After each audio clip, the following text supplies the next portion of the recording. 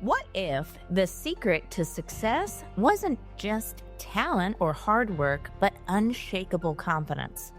Welcome to Grasp Confidence, the podcast where visionary thought leaders, speakers, and entrepreneurs unlock the mindset and strategies for lasting success. I'm your host, Tara LaFawn Gooch, CEO, two-time best-selling author, and international TEDx speaker, and I can't wait to help you step into the most powerful version of yourself. Let's dive in.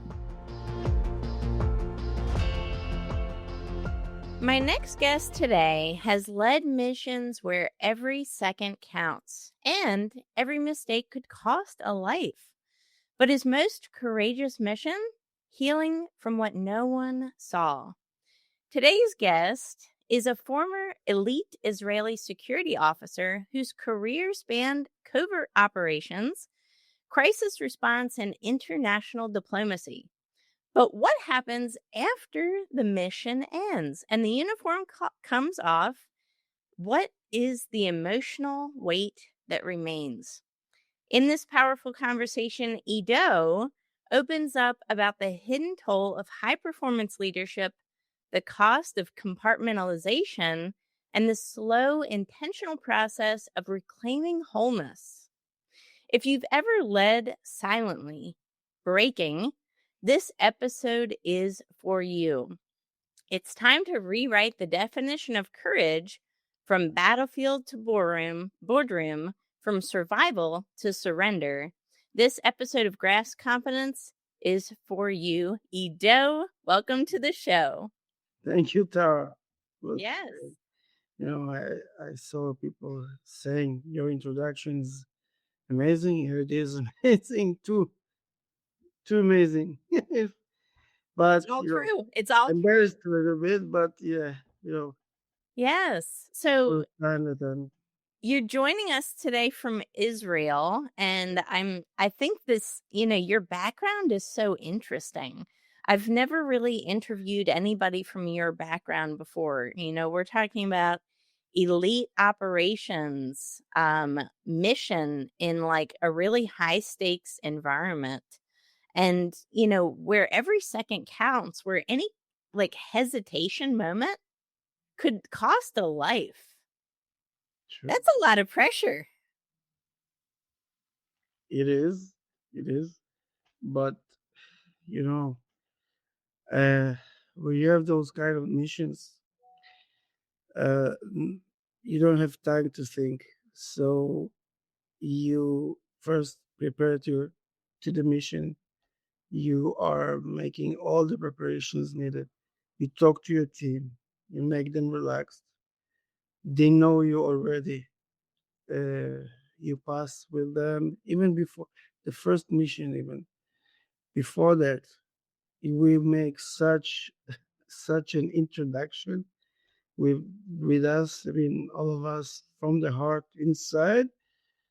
That's what I was doing, at least, because others have different kind of ways. But uh, the purpose is that when we are there, uh, and everything is not what you planned or written or being ordered to. Uh, it's a mess, and then they need to trust you.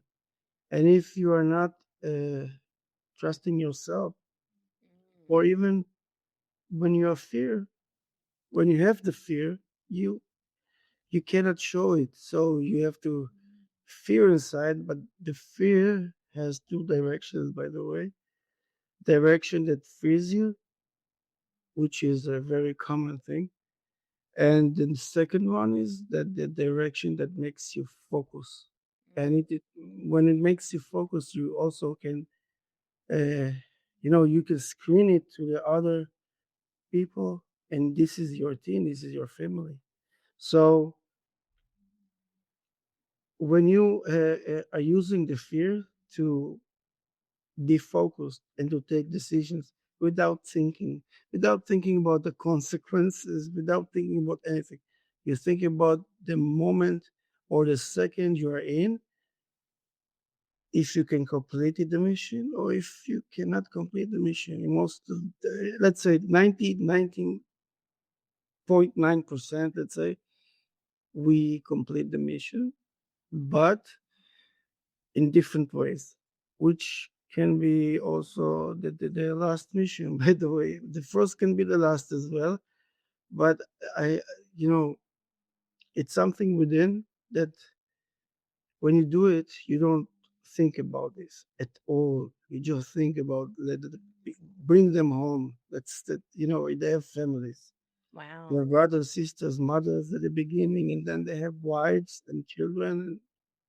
So this is the first thing that I put inside my heart, even not only in my mind. And the second is the mission, which is prioritized differently, by the way, with others, because operators, and I see it a lot. They just see the tunnel vision of the target, which is good, yeah. I mean, but I also, but in a different way, in a way that I will do something maybe crazy,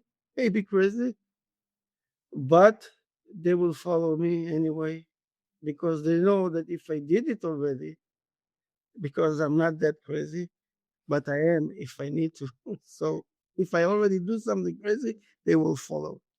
And they also don't care about that. They didn't care about anything, just, you know. So yeah, it's a big, it can be a big burden, but I never thought about this, until maybe a few years ago, but never thought about this, never. Wow.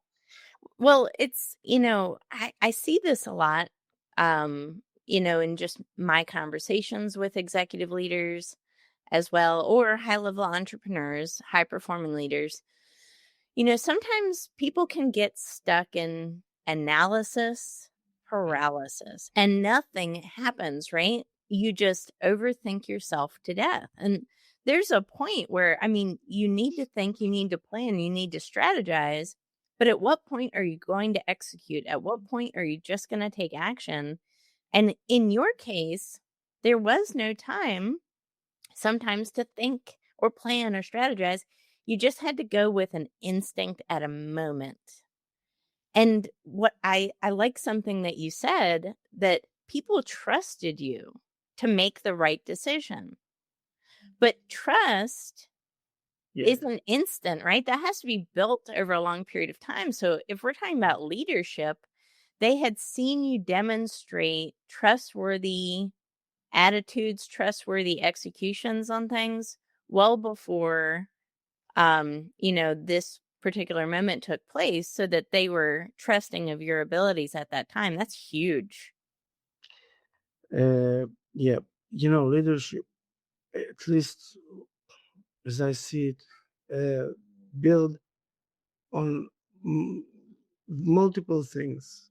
I mean, variety of values and character, and you need to you need to establish it to one thing complete and go with it, not to overthink. And because, as you said, when you're overthinking, you stuck. You're stuck, and if you're stuck, nothing happens, and you will freeze. You will freeze. Uh, you know, I was a child already when I started to understand it. I, you know, I take decisions most of the time. Let's say, you know, of course, not it's not 100%, but when it came to life or death decisions, it was 100% because my people, I mean, my team, my brothers, I call it my brothers, but it sounds, I don't know how it sounds, but this is my brothers. And for me, they were the first to take care of. The rest, yes, it's the mission. But the mission, it's I heard a lot of ways. I mean, the mission comes next from my point of view. And I said also to my commanders back there and to my commanders during the time that I was out of the Navy, And I always told them, you need to trust me because I usually went to places when they were broken most of the time. I have many examples. But when they sent me already to those places, they knew that it's my way. It's my way because my way showed success, which I never meant. I mean, I didn't think about the success. And I think this is the point. You don't need to think about success. You don't need to think about, uh, you know, how we will go on and be the chief of the chiefs. No, no, no. You just need to do your job, take care of the people. You have to build something from the beginning. So build it from the beginning. And from the point that you asked about my people, yeah, I knew all of them, the family, all the roots, who is sick, who needs money, who have a problems. I mean, I knew everything. And before the mission, before we went out to the mission, I was asking in front of everybody because this is the way we opened up. And I explained them, of course, before what I think, and this is the way I do it. It's me, or you can choose, but try. And when we went to missions anywhere, not in Israel, we can say it, you know, according to foreign, media, uh, we always say, I asked, what is the problem with it's fixed, not fixed? I mean, what do we need to do? Even if it's not fixed, we will fix it later. Okay, but I need to know it because then he told everything, mindset. He told everything, it's out of you. He took it out. Even if it's not fixed, I will fix it because I did. I fixed. But I said, okay, if we need, we can write it down. At the beginning, I said. Later on, I didn't say anything. They knew. Let's write it down. And then I will do this. I will use every power that I have. And I have inside of me, I have the energy to do anything for the people that I love. So I did everything. And from this forward, I knew that this is my way to touch the people, that they will not have to follow orders. They will have to follow me, Yeah. Ido. Yeah. That's the thing. Well, and it's because you took the time to invest in them first. You took the time to learn who they were, what they were going through, learn about them, their families. And that's really how trust is built. And then, as a leader, once you've built that trust over a period of time, then when the next thing comes and you ask them to trust you, they already do. And that's the powerful thing about it, right? But I want to take a little segue here All right. because there was a really powerful mission that you had in your life. It was one you never saw coming. It was after the wars, after catastrophes, after the mission was over. And I follow your content on LinkedIn. You recently started a newsletter which is growing rapidly. People from all over the world are subscribing to your newsletter. They're sending you private messages saying your content is resonating with them. And it's called The Mission Within. So I want to talk a little bit about this because we're talking about, these global missions that you've been on, these Yeah. intense operations, but there was a mission within and there was a mission at home. Yeah. And I would love for you to talk to the listeners today a little bit about that. Okay. When you started talking now, just I already felt emotions, which is Hmm. good, because I think it's something that I want to share and I need to. I need to. Because, okay, I was protecting my people all the time. It doesn't matter if it's a team or multiple teams or 800 employees, I mean, agents, operators. But what when you are investing a lot, I mean everything, I think, in this, and they are very important for you. I told you it's a family, but what is the real family? It's the wife, it's the children. In my case, it's my two daughters, and I was out a long time. I mean, many times I've been, 2 days. I said I'm coming back. I went and I came back after 3 weeks, which is not. So I lost a lot of time. And what I'm really doing now is telling leaders, managers, commanders, it doesn't matter who, because people are driven by career, by the titles, but they don't think about what they sacrifice. And what is more important, the prioritizing is a bit, there is a big, uh, you know, it's a cloud that you have to be very precise. Because I lost almost my family. Uh, wow, it's hard, huh? Because when I came once I came home and I didn't understand what happened because I saw my young daughter.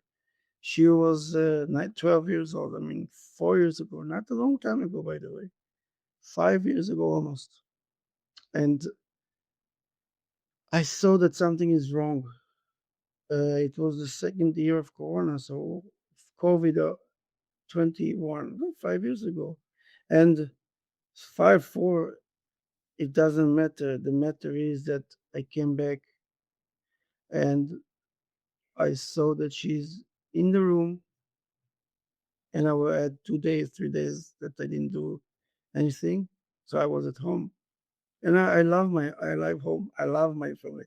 I like to be at home. Yeah, I love the private environment because you are always outside. So you love to be in the moment of silence. You love it. You just actually, you need it.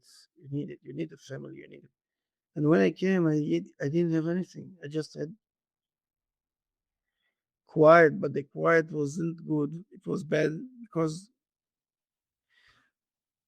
my, all of them, but the younger one, Lior, she was at at her room, didn't go out, didn't say hello, didn't talk.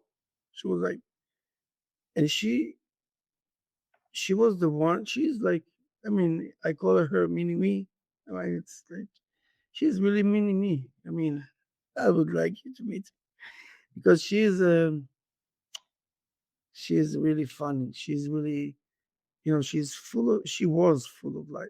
Yeah. I mean, she didn't die, but almost. And I understood that we have a problem, but I didn't know how serious this problem is. I didn't know because I wasn't there. I didn't know who's the friends, who are the friends, and what is the.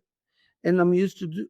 I knew everything about my team, my friends, my colleagues. I knew everything. I didn't know anything about my family, which was a big. This is my failure, actually, one of the biggest ones. I mean, if I think about failure, this is the most. Uh, I mean, I don't think it's not important. It's just the most emotional and breaking. And I was broken, by the way. I was. As much as I was a commander, I was doing so many things. I, I didn't show emotion when I did some, all kinds of things. But over there, if I don't remember when I cried, also now I feel it, but I almost over there, I just started to cry. My tears, like I didn't have no control, no control whatsoever, because I understood it was like I don't know. It's like you take a big punch, but the big one with a brick, concrete on your head, saying, "What the hell are you doing, or did, or how you live your life. I mean, man, my mother and father divorced. I didn't have, and I promised to myself to take care of the family. You know, all those vows that you have, you know, and I broke them completely, completely. I lost it. I mean, I lost it in a way because others didn't think I lost it. I knew I lost it. I lost my family almost, and I had to start over to rebuild the family. And it took me a while. Took me a while, but I invest my time only on the family. I Yeah. didn't even, and I said to my commanders, I said, I will not be anywhere now except with my family. And then I will balance myself out only when I will see that everything is okay. Not perfect, okay. It took a while. And, you know, I didn't know about another thing that was very, I mean, I told concrete depression and from smiling and joking to depression, but big one. Then I knew the stories, and I found out. I asked. I went to, you know, like in operation. I just made a research. I did everything by myself, no help. I drove. I visited friends, mothers, psychologists, psychiatrists, and when I took Lior to psychiatrist, the first time, after 20 minutes, she went out and she called me to the room. My wife, Lena, was there, but you know, we went in and she told us, uh, you know, but I think she's used to it, but she told us, you know, Leo tried to kill herself 3 times. What? What? She tried to kill herself 3 times? I didn't know it. I mean, you know, Tara, today I'm more, yeah. But even then, you know, I was an extreme man. I mean, I was looking into people and I understood more or less. I got the person. I understood the person. But when you are hearing this about your daughter, I mean, the one that is really, I don't know, I love both of them really, really. But Lior, she's, I don't know, it's like a part of me. And when I heard about this, that she wanted to kill herself and she did it, I mean, and 3 times, Mm, 3 times, yeah, I was in shock. I mean, shock, it's a understatement, let's say. yeah. And again, I mean, I think I had 2 months of crying, but crying, it's not bad, by the way, to show emotions. I mean, it's good to show emotions, not bad. It's good to show emotions because if you do it, you show humanity and you show that you are a person, not a robot. So Absolutely. I mean, Wow. I knew it before, but then now I just, you know, this is the thing that will lead not only your family, everybody. And I just I invest all my time in New York.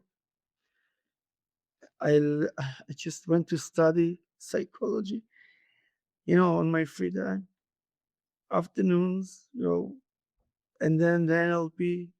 I did the master and then the CBT just to make sure that I don't trust my, you know, abilities, my personal abilities. I trust also the academy. I also trust the books, and I combine them together because then you are a full. I feel it.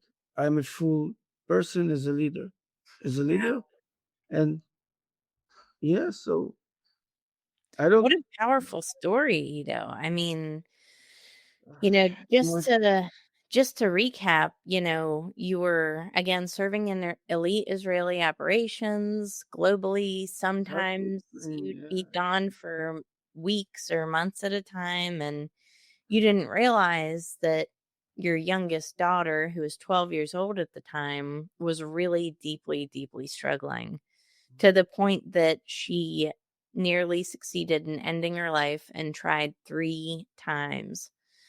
This is a message that every single parent, regardless of where you are in the world, regardless of your background, needs to hear, because we never 100% know what's going on with another individual, but it's really important because sometimes we don't see what's happening right in front of us, closest to us. Because, it's really easy for us as leaders to see, if a team member's off or, something like that, something's going on. But sometimes it's even harder to see what's happening right under our nose sometimes because I think we're just so close. Yeah, But this is part of, your work right now with the mission within is yeah, to really unravel this. We're talking about mental health, we're talking about PTSD, yeah. we're talking about, healing, true healing and showing emotions and vulnerability too. Vulnerability. Yeah, and I had PTSD. You're talking. Yeah, I also had. I also had this. Just and it was also a big. It's not as it was a surprise for me personally, because I thought that I'm protected like a Superman. Yeah. Yeah, Superman. I love Superman. I mean, I love it. I like movies, right? So I love Superman. I mean, not because he's a hero, just I love the story of Superman, and just to get good movie all the time. The versions becoming better, but I thought I'm Superman when I did all those missions and there were success. I mean, and you do something that even Superman didn't think about. Sometimes it's funny, but it's serious. I mean, you don't need to be a Superman. You don't. You don't need to be a Superman. You just need to be present. You need to be emotionally there, present with the people, with the person. So when I'm talking to uh, managers, CEOs, or I'm going to the army as well now, and I'm not giving lectures. I do, but it's not a lecture. I don't call it a lecture. When I'm getting a call, let's say, I mean, I'm not saying that I'm going to make a presentation. I'm not going to say I'm going to make a lecture. I'm going to talk. And I do it also for officers, but not only. I do it also for the pre military academies, which is the most important thing for me, because this is the next generation, which is Mhm. very important for me in all kinds of ways. In this one, I just, and when I first did it, it was uh, half a year ago, I think. Now I'm doing it almost every week because they call me, but they were listening, and I thought, 18 years old. I mean, I didn't know what to expect. I know what I was in when I was 18 years old. I didn't. I just, I did whatever was needed. I didn't.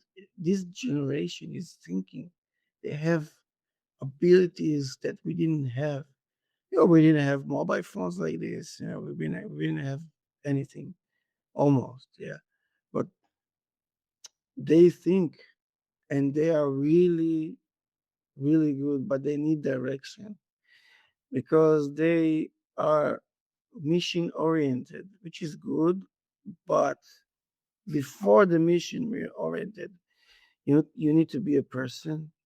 You need to be someone that is, you don't need to talk a lot. You just need to be present when you go into a room. You don't need to say anything. They feel you. How?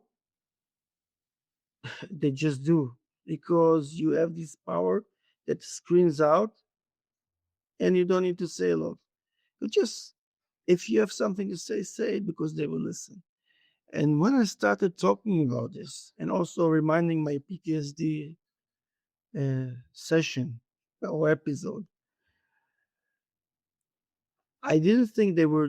I thought they will ask me directly about this mission, about that mission, because it's something that will make people interesting, or they will be interested.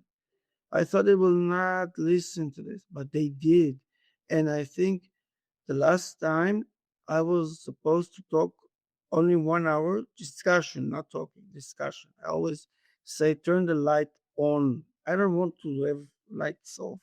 I want to look at you and I want to look at the people. And when I talk to you, I want you to answer me, but I want you to look at me because this is a communication issue, which is very also, I mean, the communication. Wow, Mhm. it's such an important thing, and I'm explaining them that because when I'm doing it, it's also because I do want them to turn the light on, but I also do it because I want them to understand that the direct connection, the the direct also attention, not only the attention that you give to this person, and even if you make a comment or he makes a comment. And once the last time I did something especially wrong, operationally wrong, I knew it because it's funny for me. 25 years I did it on purpose. I wanted to see after I was talking if someone would make a comment, like a feedback. And they did. They did. And they didn't understand why I'm smiling and happy. I mean, I was happy. I said, good, good. That's what I want. I want you to tell me that I'm wrong and explain me why. And this is also important.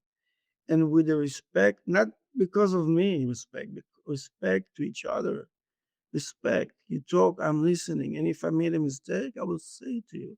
I will say, I made a mistake. I'm sorry. I'm sorry. We will change it. No problem.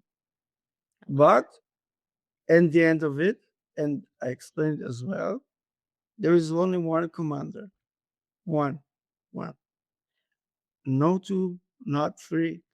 One. So we have a discussion. We can make a big one, shouting, whatever. At the end of this, at the end of this, I gather everything together to one thing and say, okay, I decided, I listen to all of you. I expect and I accept and I got everything. Now this is my decision. And that's it. You know, I didn't have to say a lot. And I explained to the young generation. Open up. Tell exactly what you think, exactly, and go with it. And you will see that the other side will see it and they will feel it and they will open up. And I got also feedbacks. I said half year ago, so I got feedbacks. They joined the army already, and most of them, and they've been through hell. Like this, going to a special unit, you need to pass this uh, at least it started with one day, and then if you are good, you're going to the unit that they pick you because they think that this is the oriented for you especially. So you have another selection which is 3 days, and then if you pass these 3 days, you have almost 2 years of just basic.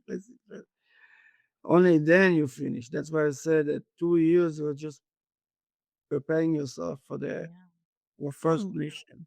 I love So, that. but I got feedbacks that thank you, Ido. I mean, if if you didn't talk to us, I mean, we would only just run fast, taking whatever they do because each one goes to the different unit. But I had to, I had to run with boats, whatever. But they said that when they listened to me and I told them one story, only one story about my selections. Wow, that's so Oh, powerful. That is but so powerful. yeah, And but it's, one of the reasons that I really enjoy hearing your story too. You have so many stories. It's much too long to fit in one podcast episode. But I love how service oriented you are. And, you and I have talked privately about God's purpose for our individual lives and how powerful that is. And, I believe at the end of the day, some of these past experiences that we've had, some of the pain that we've had, if we can figure out how to turn that into a purpose to help other people and to serve other people, and you're so service oriented anyway, I feel like, you know, at the end of the day, that's any of our purpose is just to give back, to help others, and to share our story in a meaningful way that can contribute to the betterment of any individual out there. But I love, too, that you're looking to share this message on a really big stage. You're yeah, looking to share this with the world, right? yeah, I do. I do. I don't think it's you know, another thing that it's not a shame. You didn't do anything wrong. You are a human being, which is the most important thing. Yeah. And yes, when I started after learning, this psychology, and then when I went to the NLP, I wasn't listening too much, honestly. I mean, I did it, but many things I knew because NLP. I mean, we'll talk about this later. Nothing, but NLP it's very similar to what you do when you are abroad. Let's say, okay. So I didn't listen a lot, but it opened my brain, my subconscious, and when they, you know, when they, when we had lessons, I just wrote the book. I wrote a book in the lessons. I just took the iPhone, just on the notes. I wrote a book on the notes because I have no idea how, really. We've talked about the spiritual thing. It's a spiritual, 100% spiritual. Because I never thought that I will write a book. I mean, what? No, really. Superman, writing a book, and the book, I would say it's not about my missions. It's not about that, really. It's just about how to be better as a human being, how to be a leader, but not from the power of the title or, you know, push yourself to a career. You will get it anyway, okay, if you will do it within, right? Because it's true. Because if you do it within, and you need to think even about your future because it will come to you. It will. It will. I promise it will come to you. It's so Just, powerful. just be It's yourself. That's it. Just be yeah. yourself. And this is something that I talk about all the time as well. And this is another synergy that we have is that leadership does not start outside of you. It starts within because Within. in order for us to lead a team of many, we first have to learn self mastery and lead a team of one. And that's with us. So this is so powerful and so resonant. Ido, I don't think this is going to be our last podcast conversation. I can I hope already not. see part two coming up. I feel so. I feel you. That's why I'm just. I hope not. But yeah, Powerful, it's powerful, powerful. powerful, Yeah. spiritual, and share it with you. It's a big thing for me, really. Well, it was an absolute pleasure interviewing you today Thank you. for this episode of Grasp Confidence Podcast. Guys, Ido is one of the top, seriously, elite leaders in Israel doing what he is doing. And, he's helping other people. He's giving back. He's helping veterans right now overcoming PTSD and traumatic brain injury.